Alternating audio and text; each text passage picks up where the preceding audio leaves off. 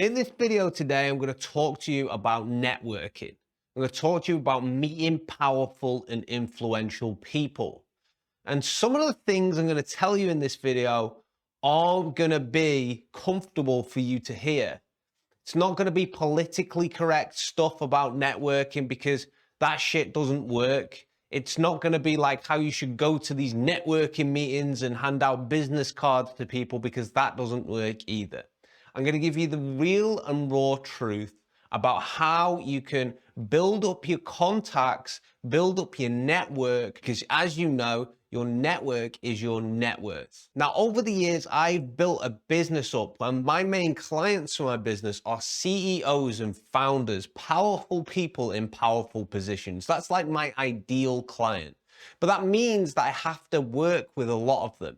And because I have to work with a lot of them, I get to understand how people of value interact with other people of value, how people with like an authority interact with people who don't have an authority as well. So I'm going to tell you about the different dynamics at play here. It's not going to be like a highly edited video, I'm just going to give you exactly the insights which I've learned. Now, as the saying goes, it's not what you know, it's who you know.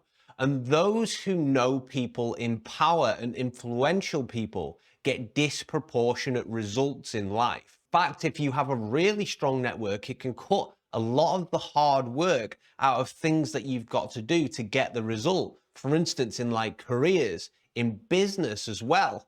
I'm going to give you some career and business examples just to kind of paint the picture a little bit. So when I was 26 years old, I was looking to work in a sales job, and I scoured the job boards everywhere, and all I could find was like pretty much everywhere had a sales job, right? And I didn't really understand like the differences in the positions. I didn't really understand how like sub-sale jobs were like super high pay and others were very low pay. And I didn't understand how some needed like years of experience and some didn't. Also, every single sales place I looked at that had sales jobs seemed to have like these excessive recruitment processes. You got to drive to this test center here to be interviewed by this person. Then you got to do a group activity over here. Then you got to do 3 phone interviews. You got to do interviews, and like a lot of it, I was just like, what is this? Like, I don't want to compete in this sort of game. So I reached out to my network, and one of the people in my network was a lad I used to train with in MMA a few years earlier.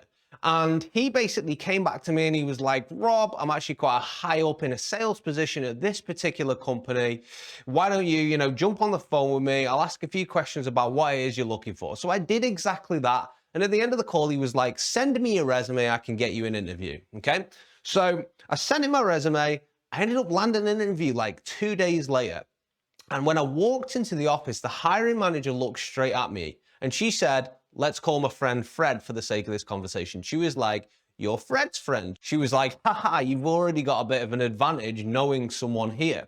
Anyway, the interview didn't actually go very well. I was off my game that day, but they let me through to the final interview stage anyway, right, with 3 other people. I didn't think anything of it at this stage, but they let me through to the final interview stage anyway. We ended up not agreeing on money before I even got to that interview stage, and I actually declined to go any further. But what I didn't realize was that to get into the interview, the initial interview I did actually sit through in the first place, you had to have 2 phone interviews and go to a recruitment center with people who didn't even work for the company, do presentations, do like an academy where, you get judged on working in group scenarios. And then you'd have to do a one-on-one interview with a different recruiter before you even got to the first interview stage. And that stage alone could last weeks and weeks and weeks. Yet I skipped it all because I had a person in my network who helps me skip it all. The people who have great networks just have unfair advantages. It's as simple as that. That is how life is. Now, on the flip side, this is a few years later, I went to an interview at a different job, and I sat through the interview and I absolutely crushed the interview.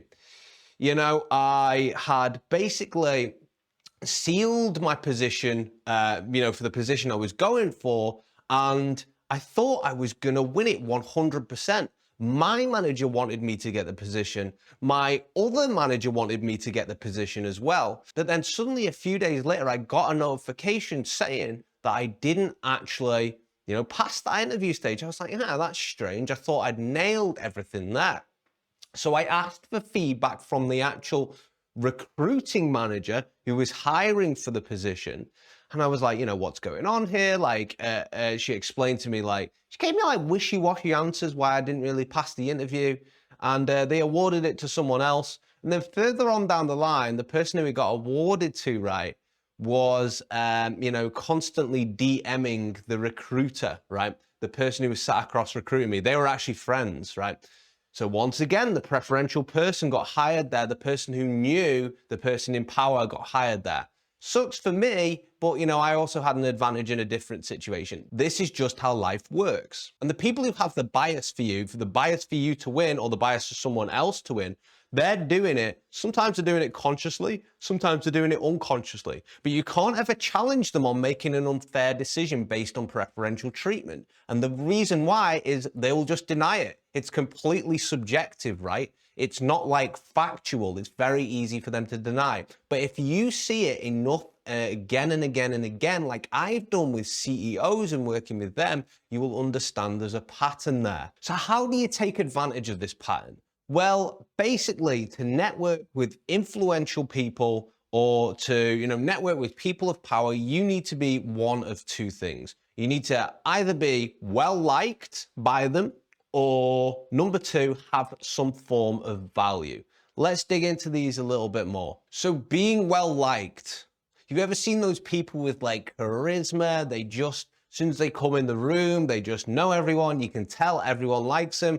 That's the person who will steal the opportunities from you. They will steal your business opportunities. They will steal your career opportunities from you. Is it because they're better than you? Probably not. It's because they're more well-liked than you. These types of people can fit into a few different categories. We've all worked in a workplace where a person obviously brown noses the boss. The brown noses, it's, I don't know if this term's used in America, but it's used in England. And basically what it means is they suck up to the boss all the time. Oh, you're doing really great. Oh, they are that type of person, right? We call them brown noses. And even though brown nosing might actually be really obvious to everyone around that person, the person who is getting brown nosed still accepts it, right? They're just very flattered by it, right? So another company I worked at, this was years earlier, I was actually a manager there. And one of these guys used to come in and he was one of these really popular guys. And he was just so easy to get on with. He was just totally up for, a good laugh. He was a hard worker as well. And he used to follow me around as well. And every time he'd see me, he'd give me a little bit of a compliment, what's the main man doing today, right? And it sounds ridiculous, right? But things like that actually make you feel a little bit better. It actually compliments and things, they make you actually feel a bit more liked, right? And there's an evolutionary psychologist called Robert Trivers, and he talks about in his book, The Folly of Fools, that people deceive themselves to deceive others, right? So rather than me stepping back and logically thinking, this dude just wants a friggin', wants a raise, he wants a promotion, he wants just to go far, right? I would deceive myself and I would be like, he's probably saying I'm the main man because I am the main man, right? It's friggin' ridiculous, right? But people like being complimented. So that's a good approach to use. Years later, I saw this same guy, I left that company, he left that company as well. And he has managed to skyrocket his career. And, I was out one day, we were out having a few drinks and I saw him in his new work group, right? And he was talking to all of his bosses exactly the same as he was talking to me. People like to be flattered. Here's another story for you. My uncle, who is the vice president of a global multi-billion-dollar company. I didn't even know this until the last 7 years, I'd say. He's the vice president of a multi-billion-dollar company. And to get that far in a multi-billion-dollar company, you need to be quite well liked, right? And you need to be continuously well liked. You need to be betting on reds, and red continually come in. If you think about like gambling, you need to get like a little bit lucky, but mainly you need to sort of, manufacture the whole thing as well. And I was saying to him, I was like, Matthew, I was like, what is the secret to, like networking and meeting people and sort of getting on the books and, getting so far in your career and career climbing like that? And he was like, Rob, I never forget, he was like, Rob, you have to, with new people, with powerful and influential people, you have to be interested in them first and then be interesting to yourself. He says, but in that order, he says, most people do it the other way. They are like, talk about themselves all the time, right? Powerful, influential people, let's just put it bluntly, they do not give a shit about you. Like, they do not care about your life story. They only care if you're likable or if you can provide value to them. That's it. That's literally it, right? So we said you have to be interested in them first, then interesting. The only way you can be interested in them is by asking them questions. It makes them feel that like somebody cares about them, that like they are actually, an authority figure. They like to be viewed as an authority figure. Like it kind of pats their ego a little bit, because people up in, high up positions where they've got a lot of power and a lot of control, they might just have, in fact, they're probably more likely to have narcissistic streaks than people who, maybe sounds bad, but like at the bottom of the ladder, you know what I mean, right? So be interested by asking questions in them. Be interesting by having a deep knowledge in a very specific area. So like for my deep knowledge is like psychology and like, I suppose like business and things as well, but probably mainly more psychology. Hence why I'm, doing these videos, doing this YouTube channel as well. But like when I talk to a CEO about like psychology or something, or it just happens to come in the conversation, I'll be like, oh, it's funny, there was like a study done on that. They go completely quiet. They're like, that's really interesting. Okay. But it doesn't have to be on something like that. Like, my uncle, who's the vice president of a multi-billion-dollar company, he was saying that like he just has a deep knowledge on motorbikes, right? And he just talks about it. It's like his passion thing. He like collects them with all his friggin' money. He collects them. He like, customizes them, redoes them, and all this stuff. Right? And so he has just a deep knowledge on one specific factor. So when somebody asks him like what his interests are, he's got like all this knowledge, all this crazy knowledge, and he can spit out interesting facts everywhere, which make people more likable. In fact, being liked is so powerful. Listen to this, right? So there's a great book here. It's called Influence by Robert Cialdini, and it's the psychology, I don't know if you can see that, it's the psychology of persuasion. So it says basically in it has a whole chapter on one of the cognitive biases are being liked, right? And to sum it up in a few words, he says, and this is a psychologist who's done countless studies and like witnessed countless studies. He says that basically being liked comes down to, it can give you like an unfair advantage in life, even down to court cases and things like this. So if you're more similar with a person, they're more likely to like you. If you compliment a person, they are more likely to like you. If you, contact them regularly, cooperate with them, they are more likely to like you. Now I'm trying to find something which has about some really insane stuff, right? Physical attractiveness.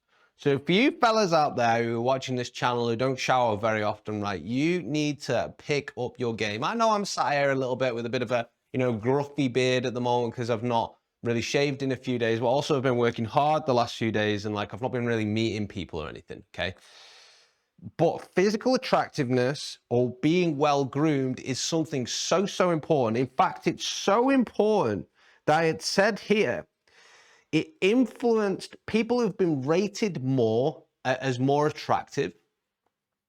On one study, had 73% of more votes for them politically, right?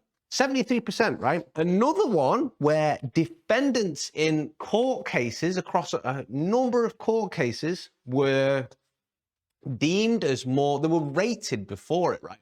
they're deemed as more physically attractive, ended up, even though they were guilty of the same crime, ended up paying almost double the amount in damages and compensations. Like on average, right? It's not like it was one, right?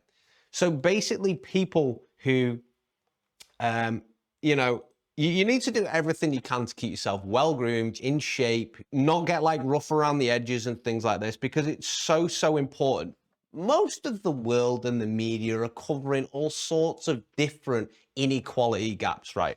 But they don't cover any of the cognitive biases in people's heads, which blows my mind, because like this stuff is documented, and it's like, it's so powerful. Like, it's not even like an interpretation of data, like maybe 3% more people. No, in this study here, people had to pay double the amount of compensation when they were deemed less attractive, right? In this one here, they received over 70% extra votes politically. Crazy, okay? Absolutely crazy. So you have to master how to be more well-liked. So in these videos, you probably see not a great side to me, honestly. But in these videos, I kind of come on and I give like a lot of just information straight at your face like this is what I'm going to talk about today. In real life, I'm not really like this. Because this is kind of like a little bit of a lab setting, right? I'm not natural. So to get around this, I'm actually doing longer videos where I can show my personality a little bit more. But what I want you to take away, don't take away from this, is like, well, Rob's not a very, charismatic person. Like, I'm very different off camera than I am sort of on camera speaking with you guys, okay? I like to think I'm a little bit more likable, honestly. So there's that. You need to concentrate on being more liked. There's a lot of great books out there which talk about this. Never Eat Alone by Keith Ferrazzi. That's a great networking book. We have How to Win Friends. That's like the traditional one. How to Win Friends and Influence People. That's a classic one by Carnegie.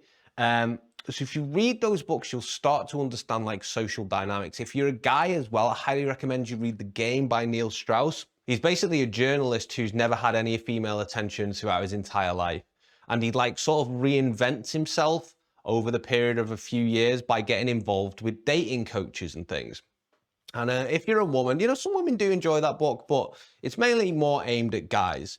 But basically it showed the power of like how you can craft yourself from like quite an unlikable person, an unlovable person, sounds horrible, an unattractive person, into somebody who's more compelling, somebody who can capture attention, somebody who can get people to like him, both men and women. It's very interesting. Highly recommend you read that if you're a guy. Okay, so that's kind of like the first thing there is you have to be more likable. Do everything you can. Read the books about being more likable, because that is, if you don't have like money or authority or anything, you could be liked, okay?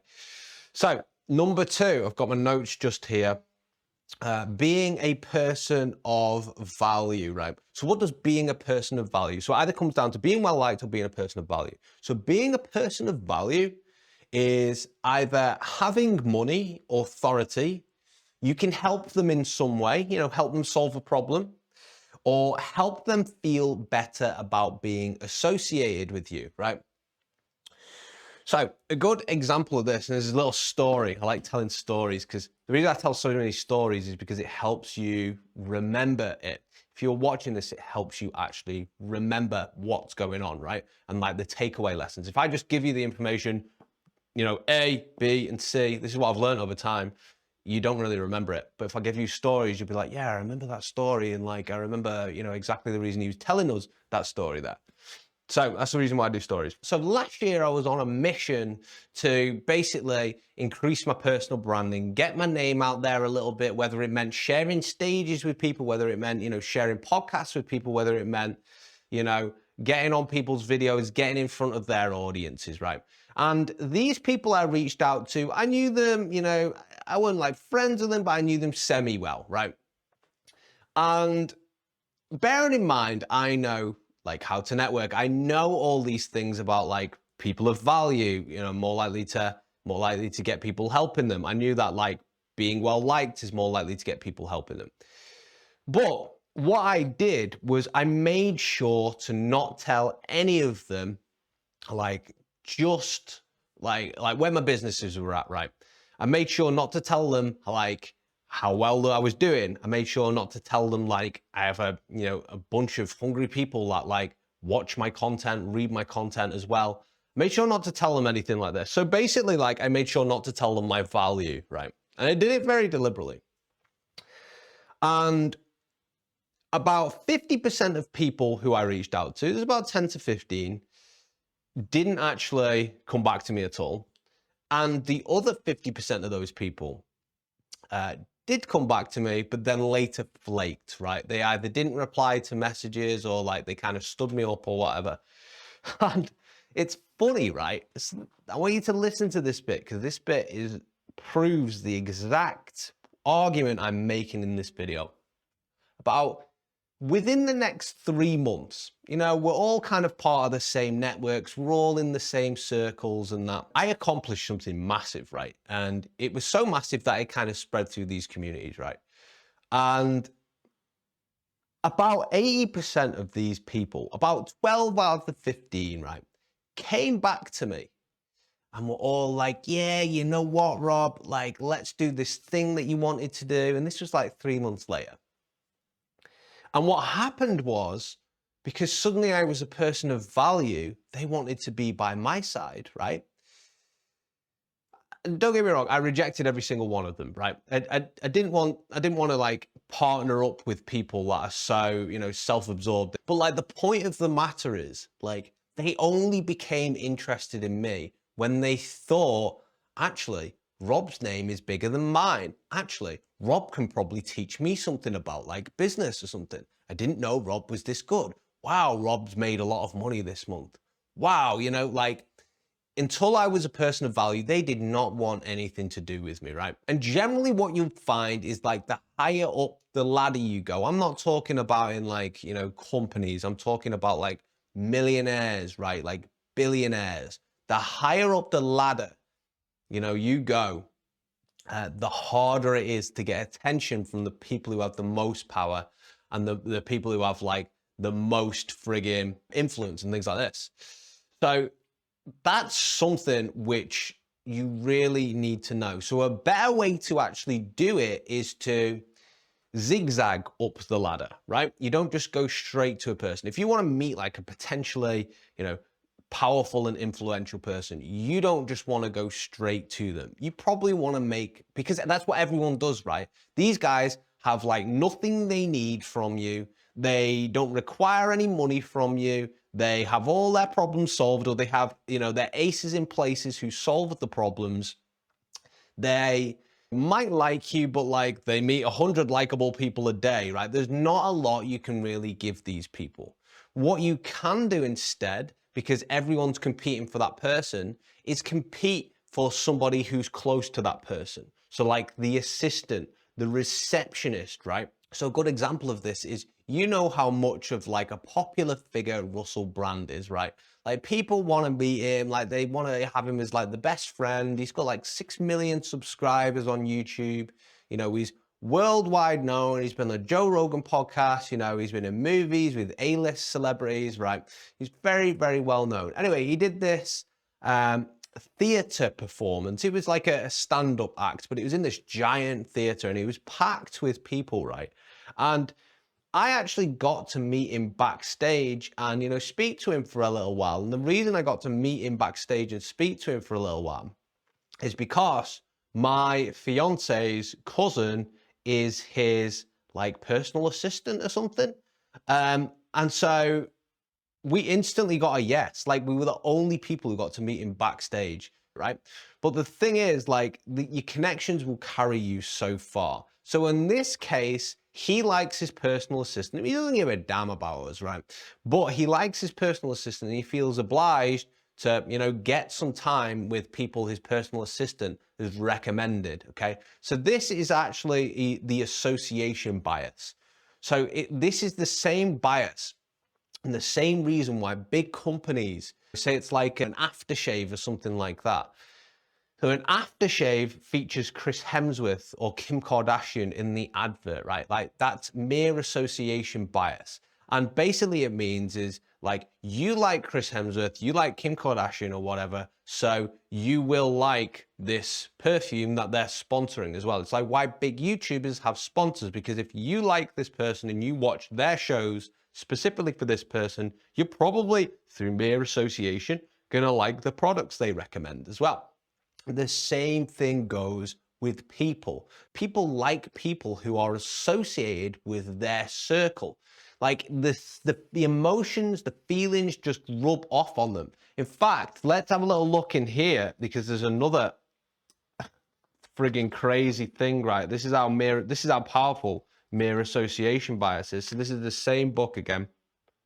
You got to pick this up. It's an insane book. So in this book, Robert Cialdini talks about how weathermen used to pay the price for like either wrongly predicting the weather or pay the price for correctly predicting bad weather. So for instance, like there's all sorts of accounts from weathermen in here, like where they have called bad weather and said, you know, it's going to rain tomorrow. And then they've been walking down the street and people will just hurl insults at them because they believe like the bad weather is genuinely the weatherman's fault. In fact, there's such a funny one here. I'm trying to find it. One little old lady called the police department and wanted the weathermen arrested for bringing all the snow. Another person reports, "You are the one that sent that tornado and tore my house up. I'm going to take your head off." Another weatherman reports, "I had one guy call and tell me that if it snowed over Christmas, I wouldn't live to see New Year's." Okay, so that is undeniable fact that people are friggin' stupid, man. Like, but they are stupid. But the thing is, like, biases and persuasion and things which occur in the brain, right? Some of these people are probably intelligent who are like blaming the weatherman, right? But they still get influenced in the same way. They're like, rain, weatherman bad, you know, let's kill weatherman because it's raining, it's snowing. It's friggin' nuts, right? But you must understand people actually work like this. As much as we laugh about it, right? People actually do, unfortunately, work like this. And you need to be more likable and basically a person of value to get people to like you. If you are liked by that person's inner circle, you pretty much instantly get granted access to the person you want to meet. If you are valuable and have a higher status than the people you want to meet, suddenly things become easier. You know, I was reading Dan Bilzerian's book. It's called The Setup, and it was super interesting. He said that he actually had like a rich dad, and he grew up in a rich home, but like he left to join the Navy SEALs, and he didn't actually have any money because like he was having arguments with his dad and all this, yada yada yada. Anyway, he said that he was known as a trust fund kid, even though he wasn't. But because he was known as a rich trust fund kid, he got granted access into like billionaire poker parties and things, where that's where he made all of his money. And he made his money by letting other people think he was a person of money, power, and influence, when really at the time he wasn't.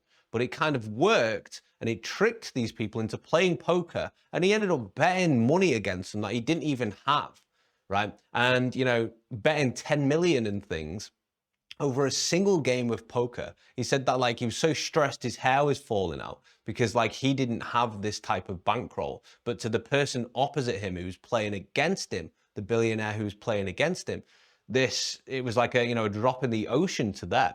So he was like super stressed, the other person wasn't, but the only way he did this is by convincing everyone he was like, by not convincing, letting everyone believe the stories were true of that he was in fact a person with like tons of money who had all of it to lose, and instantly his status rose up. People perceived his status being higher than what it actually is. The world's a very interesting place. So your action steps for this is I would write down a whole bunch of names of people you want to meet, right? And do a bit of research, work out, if there's people who are around these people, receptionists, assistants, Friends who are friends of these people who you could probably get to know. Work on your likability a little bit more and position them as an authority, as an expert to kind of flatter their ego. Then what you can do as well is start climbing the value ladder, right? You don't want to just go straight to Bill Gates and meet Bill Gates or Mark Zuckerberg as the first person, you want to network with, because life just doesn't work like that. See if you can, meet a manager in Facebook's department first. See if you can use that manager to form another contact, because now that manager likes you. And basically, because they like you, they are now more inclined to introduce you to somebody else, right? And that person is going to be like, well, I like that person, so I actually like you, right? Mere association bias. So there's all these different sort of tricks. And I want this to be as actionable as possible for you. And, if you've watched this and you're kind of just thinking like, oh, good people get good connections and bad people don't get bad connections, like, the world doesn't really work like that. The most important lesson that you could take away is a lot of things are in your control, but mainly like you need to provide some value and be more of a likable person. And then through like relentless effort, keep positioning yourself in front of like powerful people. And you can do that if you can build a network. You can get unfair advantages, as I've talked through all the way through this video. Hope you found this video helpful. If you did, leave me a like, hit the subscribe button as well. I'm going to give you more real world practical knowledge like this, because I was struggling once, and I don't want you guys to struggle in the same way that I did. So if you guys can get ahead using the information that's in my brain and transfer it into yours, we're all doing well, right? We all move together as a single unit and we'll go quite far. Have a great one. Take care.